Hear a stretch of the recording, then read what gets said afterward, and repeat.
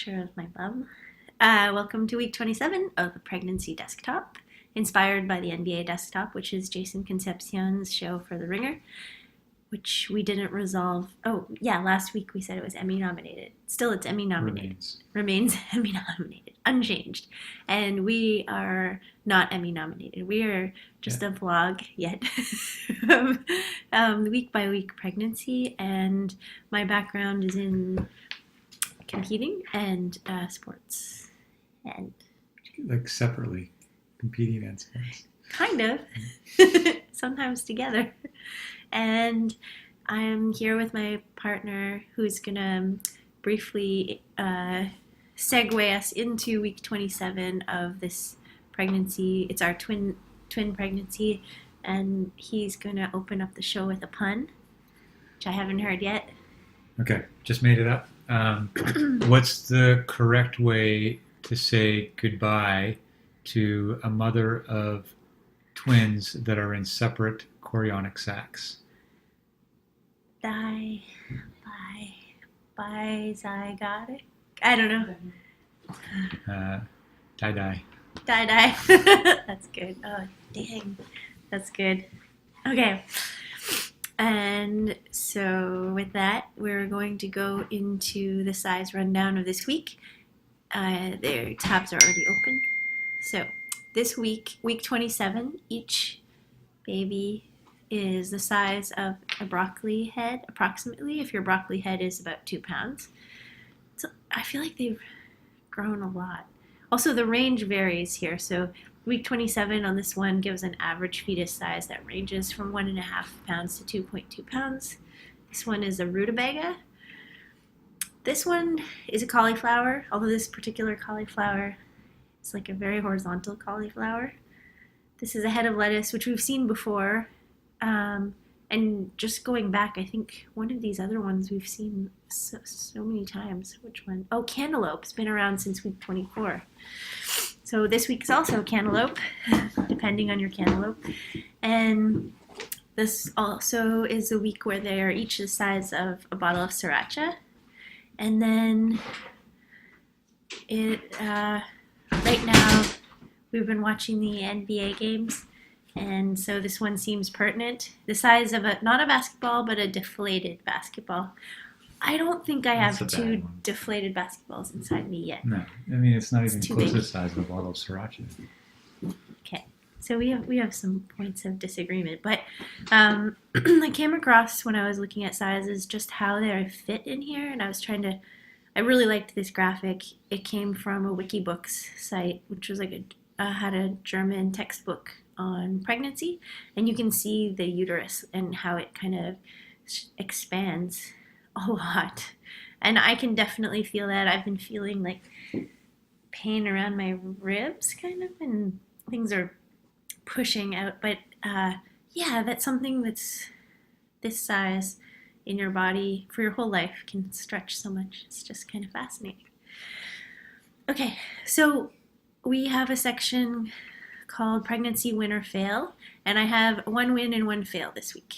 So the win was not my idea, but actually your dad's idea. We were going on a long car ride, so we'll talk about this week about the traveling adventure we did, and there was a long car ride from California from one part to another, and he suggested we take a pillow, which turned out to be a really good idea. There's our traveling car, all packed up with Daniel's bike on the back. The pregnancy fail was also related to our travels, and it was just, we were going on a lot of nice hikes in Yosemite, and at a certain point, I was trying to keep an eye on how things were going, and I think I stopped at some point just to be safe, and I didn't have a heart rate monitor, so I don't actually know what my heart rate was doing, but we were guessing it was around, in the high, around 160, and I don't want it to go that high, so I have a heart rate monitor that I used for training, and I haven't worn it in a long time, but I wish I had brought it, just to keep things in the right window of heart rates, because the hikes were awesome and really good exercise, and it would have been possible to just kind of make sure to monitor that. Okay, this week we have some serious things, as per this label. Two serious things.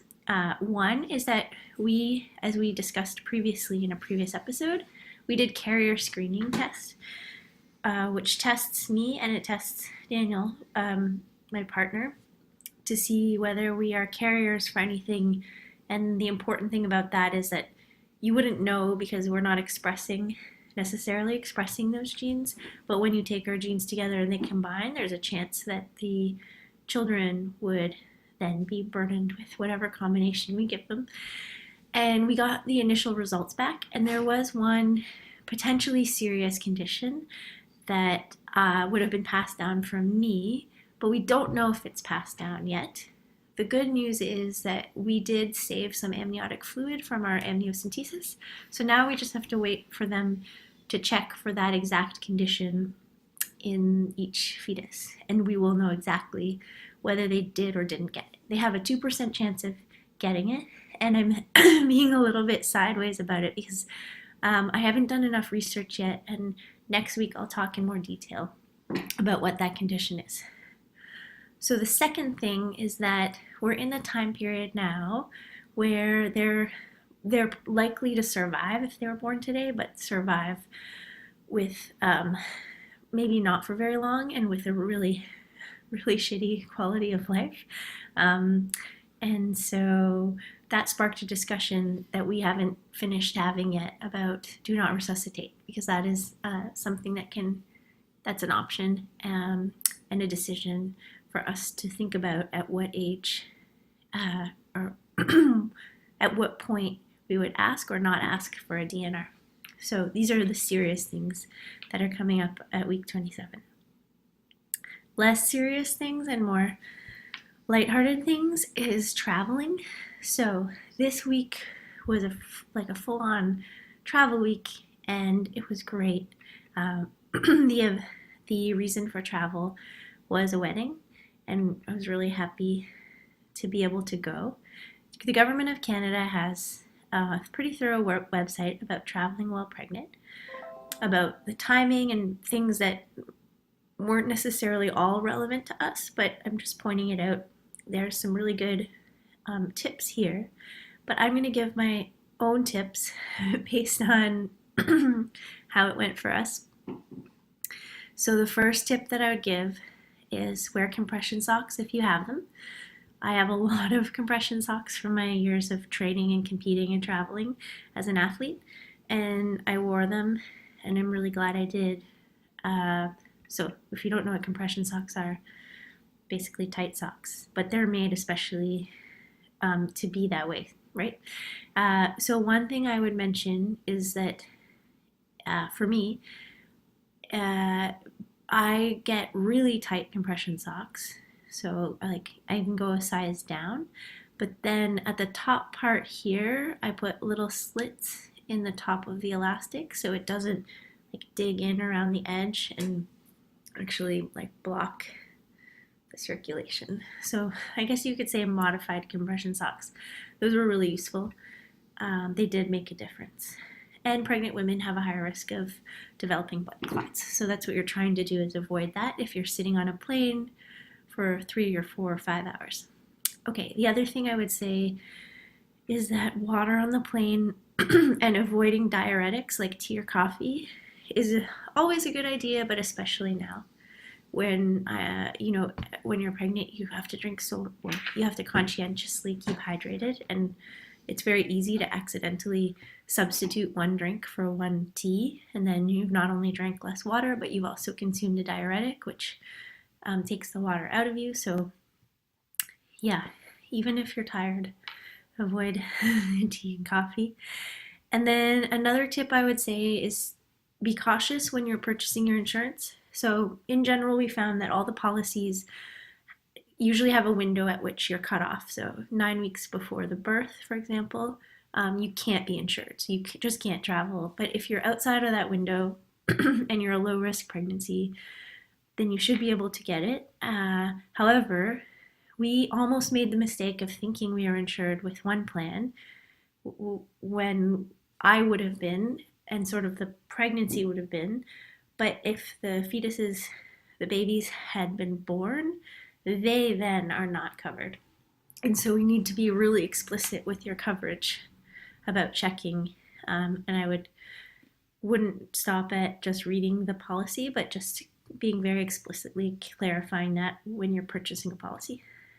Bring a pillow. I already mentioned that above. And then final tip is kind of obvious.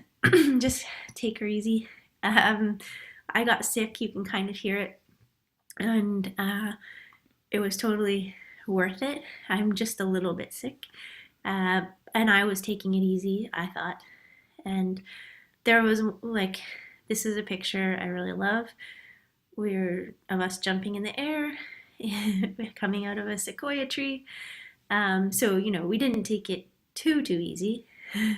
Just enough fun to keep things interesting. But I definitely was taking naps and resting, which normally I wouldn't do on vacation like that. So the final section now is on kid logic. So this section is kind of inspired by something that someone said on our vacation. So as I mentioned, we were at a wedding, and there were really lovely things, a lot of really lovely people and moments. And there was a toast at one point where someone was saying, something along the lines of like, when you have a couple in love, what more could you ask for?